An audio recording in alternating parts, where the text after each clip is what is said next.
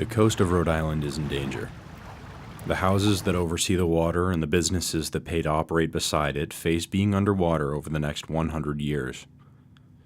A 2008 report by the Providence Plan predicts the capital city may experience about 20 feet of sea level rise in this time. As talk continues surrounding climate change and who is at risk, the Rhode Island Emergency Management Agency works to prevent and prepare for it.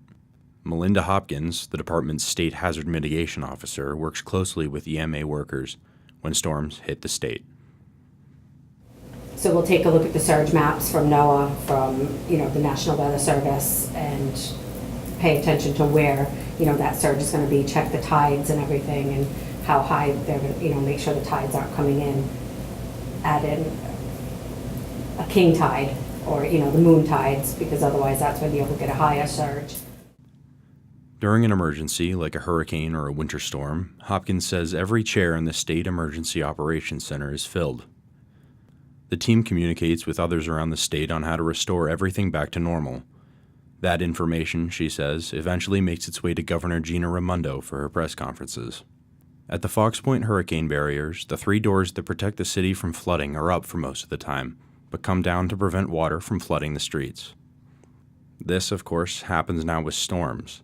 But how long until those barriers stay down for good?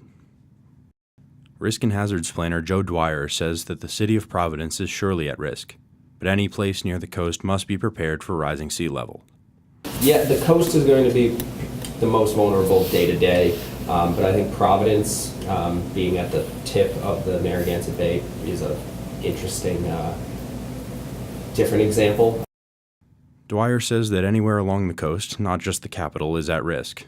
Warwick resident Alex Bowden lives along the shore and knows these effects are real.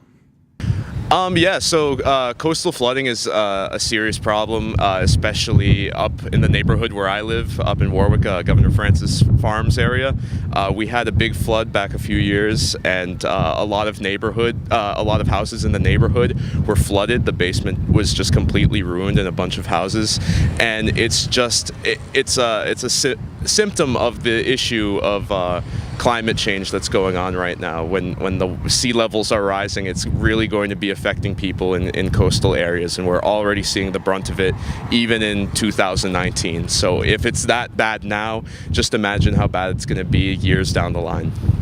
His neighborhood was flooded a few years ago, and his neighbor is still repairing his house.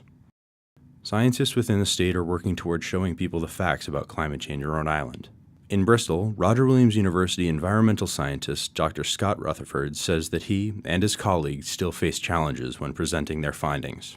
We have a lot of backlash, and the greatest risk is, from my point of view, unintentionally planting the seed that there is something wrong with what you've done.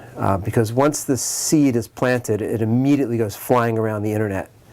And once you get it out, it's damn near impossible to get back. For now, Rhode Islanders can enjoy the shore in a state that prides itself on its bodies of water. But if nothing more is done by the people who live here, scientists in the Emergency Management Agency can only do so much before the ocean state becomes more ocean than state.